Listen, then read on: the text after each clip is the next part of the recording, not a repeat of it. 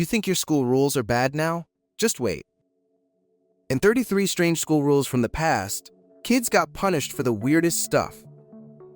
We're talking strange school rules about hair, clothes, talking, even how you walked. Some past school rules that teachers smack you for spelling a word wrong.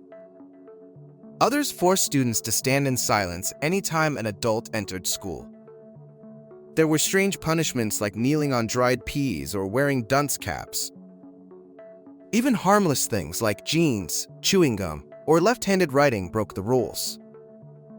By the end, your modern school problems will feel like a vacation. Let's dive into the strangest classroom rules kids actually had to survive. Nazi classrooms required students to begin lessons with Hitler salutes.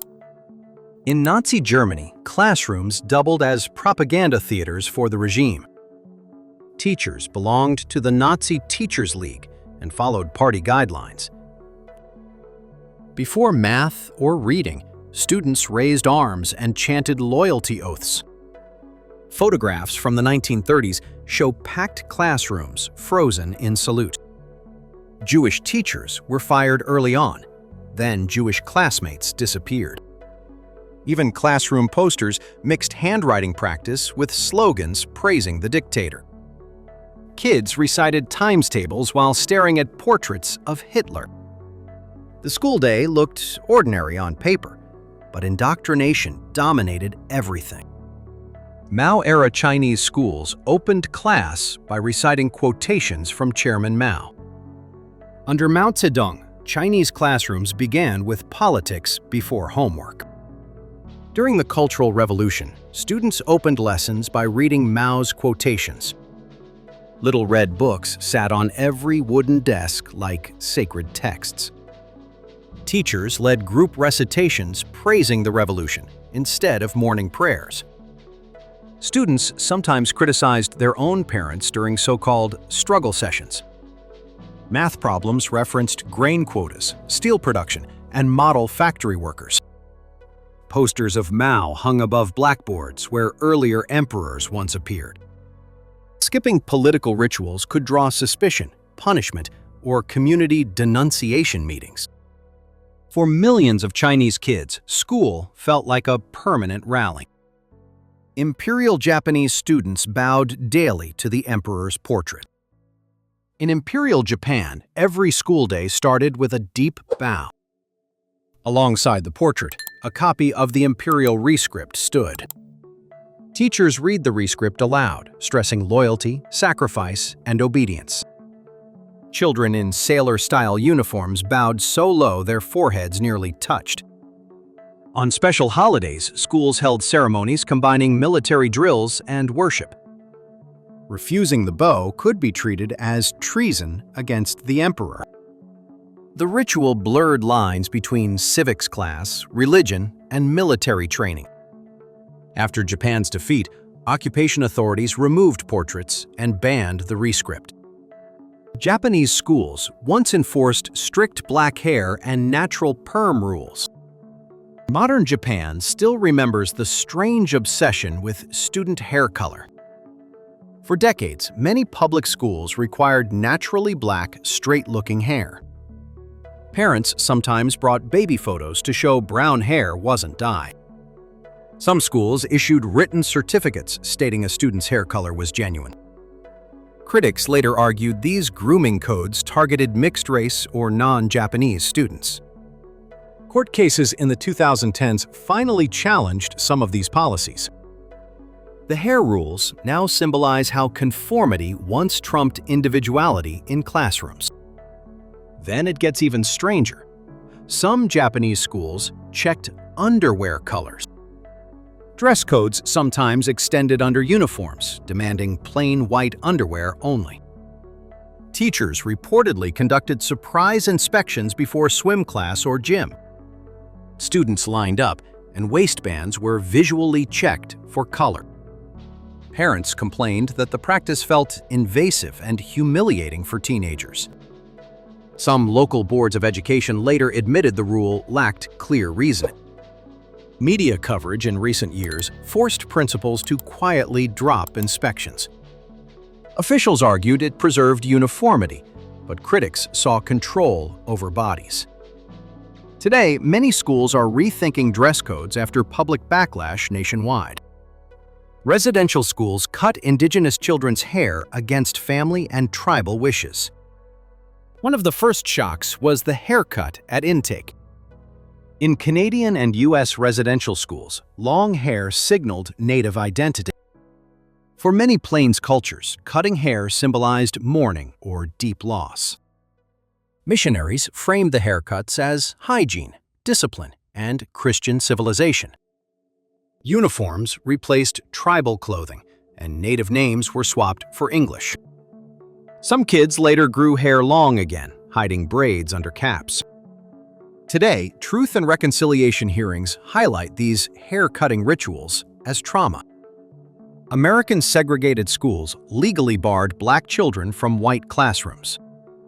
For decades, U.S. law literally drew color lines through classrooms.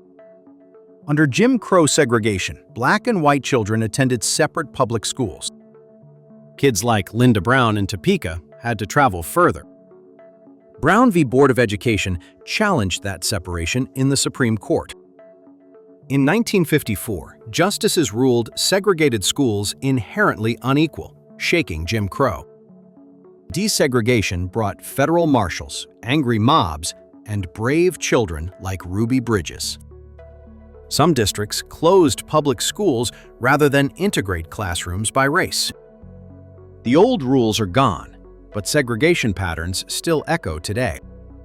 Soviet young pioneers had to wear red scarves to school every day. In the Soviet Union, many kids basically went to school in uniform. The Young Pioneers, a communist youth organization, had bright red neck scarves. Joining the Pioneers meant attending ceremonies, oaths, and flag-raising events. At school, scarves signaled loyalty to Lenin, factories, and 5-year plans. Teachers reminded kids to keep scarves neatly folded and perfectly tied. For big parades, students marched in white shirts and glowing triangles. Some children loved the clubs, camps, and songs that came along. Others remember forgetting scarves and being scolded or sent back home. After the Soviet collapse, piles of red scarves ended up in closets. Medieval universities forbade students from carrying swords or daggers on campus. Medieval college life looked less like laptops, more like armed bar fights. At universities in Paris, Bologna, and Oxford, students sometimes carried weapons. Young nobles arrived with swords, daggers, and entourages ready for trouble.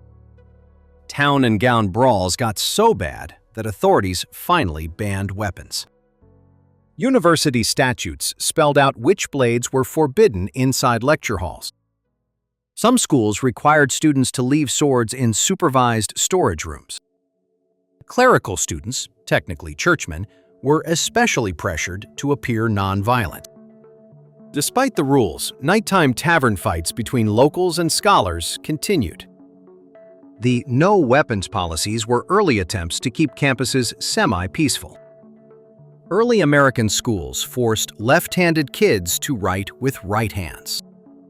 For generations, left-handed American kids got literally pushed to the right.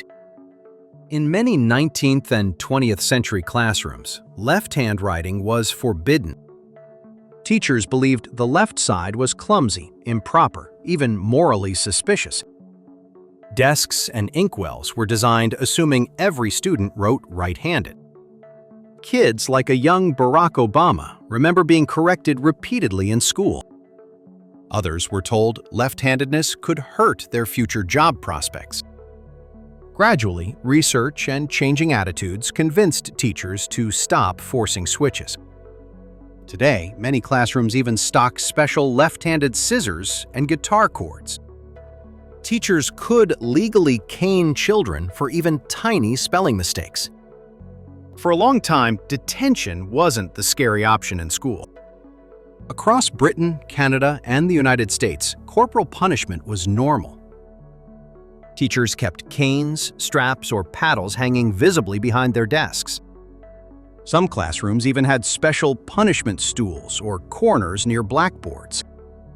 Parents often accepted beatings as discipline, signing permission forms without question. Children swapped stories about which teachers swung hardest or missed less. Over time, psychologists and activists pushed lawmakers to restrict school beatings. Today, many countries ban caning in classrooms, though some still allow paddling. School rules once allowed corporal punishment from principals without parental consent. Even more unsettling, principals sometimes punished kids without informing parents. Discipline codes in many districts granted broad authority to school administrators. A student sent to the office could face paddling behind closed doors. Written policies said force should be reasonable, but definitions stayed vague. Some states required witnesses, others left procedures almost entirely to principals. Parents sometimes learned about bruises only after kids came home crying. Lawsuits in the late 20th century began challenging unchecked corporal punishment. Courts weighed local traditions against growing research on harm to children. Today, some U.S. states still allow paddling, though many districts forbid. Old schoolhouses used dunce caps to publicly shame slow students. Forget quiet parent-teacher meetings. Humiliation used to be front-row entertainment. In 19th century Britain and America, slow learners sometimes wore dunce caps. The student then stood or sat in a special corner. Classmates watched, snickered, or simply learned that mistakes were dangerous. The idea came from educator John Duns Scotus, later mocked mercilessly. Over time, people linked dunce hats with stupidity instead of serious study. By the 20th century, many schools quietly retired the pointed caps. Today, the dunce corner survives mostly in cartoons and memory. Teachers once washed children's mouths with soap for swearing at school. Some punishments literally left a bad taste in kids' mouths. In mid-20th century North America, teachers sometimes used soap as discipline. If a student swore, adults threatened a mouth-washing at the sink. Bars of strong laundry soap sat waiting beside metal classroom basins. Others describe foamy breath, tears, and classmates watching in stunned silence. Parents sometimes repeated the punishment at home for lying or backtalk. Eventually, concerns about safety and dignity helped phase out soap discipline. The phrase, "wash your mouth out," now sounds more like a threat. Strict dress codes measured girls' skirt lengths with actual rulers. Hallway fashion policing used to come with literal measuring tools attached. Throughout the 1960s and 1970s, many schools enforced strict skirt length rules. Girls were told skirts must reach knees or even touch the floor. Teachers or principals sometimes knelt with rulers, checking inches above kneecaps. Violations meant being sent home, borrowing clothes, or facing detention. Male students usually faced far less attention to leg exposure or hems. Arguments over miniskirts mirrored wider cultural fights about women's freedom. Court cases in the United States gradually challenged overly gendered dress rules. Even today, debates about fingertip lengths and tank tops still echo those. Many schools banned girls from wearing pants altogether until recent decades. For a long time, girls simply weren't allowed to wear pants. In mid-20th century North America and Europe, dresses were mandatory for girls. Even winter snow couldn't override rules requiring skirts and stockings to class. Girls who arrived in slacks were often sent home to change. Some administrators argued pants looked unfeminine or too similar to boys' clothing. The push for change gained speed alongside the women's rights movement. By the 1970s, lawsuits helped open classrooms to girls wearing trousers. Some school districts first allowed pants-only underdresses during cold snaps.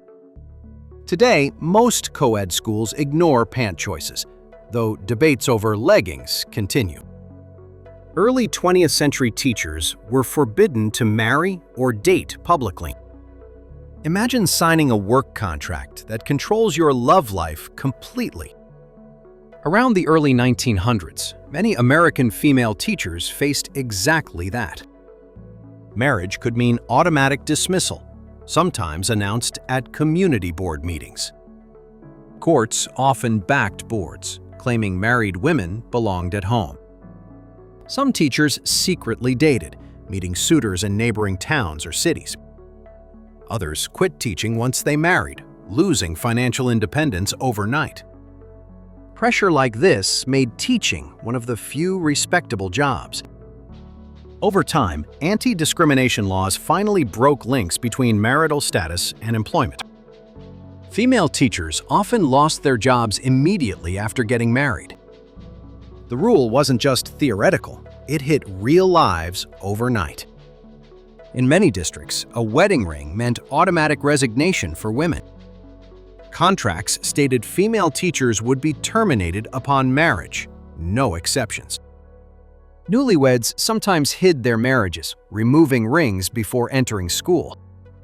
Others delayed ceremonies until summer, stretching one last year of income. Local newspapers occasionally reported teachers being replaced soon after church weddings. The policy assumed husbands would support wives, ignoring economic realities entirely. By mid-century, teachers' unions and activists argued these rules were discriminatory. Legal changes eventually protected married women, but old yearbooks showed disappearances. Teacher contracts once banned. Ice cream parlors, bars, and pool halls. Some teacher rulebooks read less like job descriptions, more like morality codes. Early 20th century American contracts often controlled where teachers could spend evenings. Documents warned against visiting pool halls, dance clubs, or certain theaters. Some even mentioned ice cream parlors, seen as questionable social spots. The idea was preventing gossip, scandal, or unsupervised meetings with men. School boards wanted teachers to appear constantly sober, modest, and respectable. Violating these lifestyle clauses could mean dismissal, even without classroom complaints. Over time, teacher organizations pushed back against intrusive off-duty monitoring. Modern contracts focus more on performance, though online behavior still raises debates. Victorian classroom rules forbade any talking, even during lunchtime. Victorian classrooms sometimes felt more like libraries crossed with boot camps. In 19th century Britain, strict silence rules extended well beyond lessons. Some schools banned student chatter in hallways, playgrounds, and especially lunchrooms. Children ate meals quietly at long wooden tables under watchful teachers. Talking could bring demerits, lines, or being moved away from friends. The goal was encouraging discipline, orderliness, and respect for authority. Some reformers later argued total silence harmed social development and happiness. By the 20th century, many schools relaxed, allowing quiet conversation at meals. Still, you can hear echoes whenever lunch monitors shout about noise. Some boarding schools required total silence in hallways at all times. Boarding school hallways could feel eerie, like carpeted libraries for teenagers. Rules at some British and European institutions demanded silence between dorms. Students had to walk quietly, no whispered gossip or sudden laughter allowed. Prefects or monitors patrolled corridors, listening for footsteps or murmurs. Breaking silence meant writing lines, losing privileges, or weekend detention duties. Some schools allowed talking only during specified recreation hours outside buildings. The strict hallway codes aimed to keep order in crowded dormitories. Former students remember learning to communicate with nods, gestures, and eye rolls. One-room schoolhouses demanded students stand whenever an adult entered. Respect in old one-room schools started with tired legs and straight backs. Across rural North America, one teacher oversaw mixed ages together. The rule applied to inspectors, parents, visiting ministers, and local officials. Kids learned to watch the door and stand almost automatically. Teachers believed rising showed good manners and respect for community elders. Sometimes, younger students scrambled so late their desks bumped noisily backward. As schools modernized, standing rituals faded, replaced by brief greetings instead. You can still see the tradition in some courtroom and assembly settings. Some schools forced students to pray and read the Bible every morning. For many students, the day began with scripture before science or math. In earlier American and European schools, religion was woven into daily routines. Teachers led Bible readings, memorized verses, and group prayers before lessons. Students from different faiths, or none, were still generally expected to participate. Some kids remember reciting Psalms by heart before opening geography books. Legal challenges in the 20th century questioned mandatory school-sponsored prayers. Courts in the United States eventually restricted devotional exercises in public classrooms. Private religious schools, of course, kept morning worship and scripture traditions. The old rules still shape debates over religion, schools, and neutrality. Public schools once banned dancing lessons as morally dangerous for teenagers. Not so long ago, a school dance could spark moral panic. In the early 20th century, some public schools banned teaching modern dances. Adults worried about jazz steps, close contact, and so-called suggestive movements. School boards sometimes prohibited dance clubs or refused to host evening socials. Teachers who taught popular steps could be criticized by conservative parents. Students found ways around bans, practicing in basements, barns, or parks. Eventually, changing music styles and youth culture softened many school policies. By the 1950s, some schools hosted carefully supervised sock hops in gyms. Today, debates have shifted to lyrics, streaming apps, and school dance playlists. Many schools outlawed chewing gum anywhere on campus, even outdoors. If you ever hid gum under a desk, administrators anticipated you. Throughout the 20th century, chewing gum became a classic school offense. Rules banned gum in classrooms, hallways, and sometimes the entire campus. Teachers complained about smacking noises, distracted chewing, and sticky residue everywhere. Custodians spent nights scraping hardened blobs from floors, chairs, and lockers. Occasionally, contraband gum sparked creative smuggling inside pencil cases or sleeves. School assemblies sometimes reminded everyone that gum was a privilege, not right. Ironically, later teachers handed out gum during tests to reduce anxiety. Modern battles now focus more on phones than minty chewing habits. Some classrooms banned left-handed desks, forcing everyone into right-hand seats. Even furniture design once joined the campaign against left-handed students. Many mid-century classrooms ordered only right-handed desks with attached writing arms. The small surface extended on the right side, supporting one forearm. Left-handed kids twisted bodies awkwardly, shoulders hunched, notebooks sliding constantly. Teachers sometimes insisted left-handers simply adapt rather than move seats. Tests written that way could leave wrists smeared with pencil lead. Over time, pressure from parents and research changed classroom furniture orders.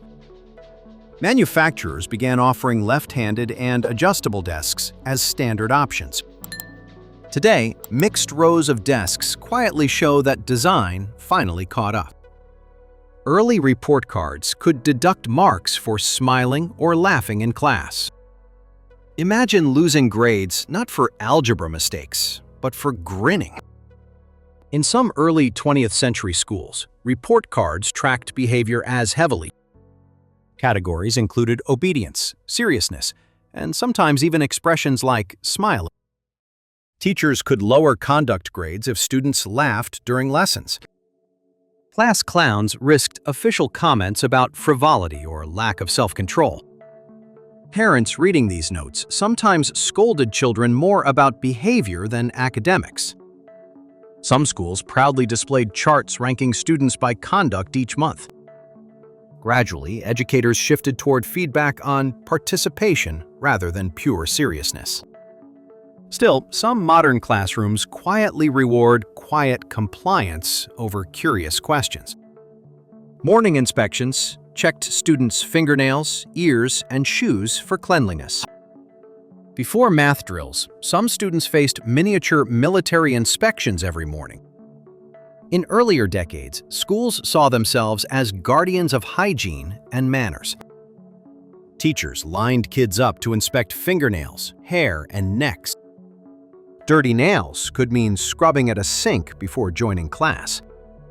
Some schools even checked behind ears, believing cleanliness showed good character.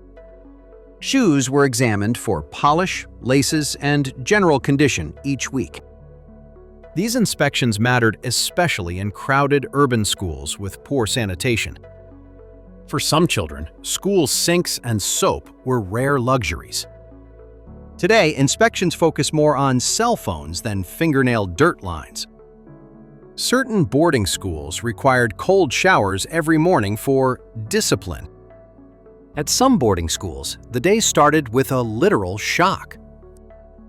Especially in Britain, cold morning showers were seen as character building. Boys lined up in tiled washrooms, shivering before rushing under icy water. Housemasters believed warmth encouraged laziness, while cold promoted toughness and self-control. Some students developed tricks, stepping in only briefly during busy roll calls.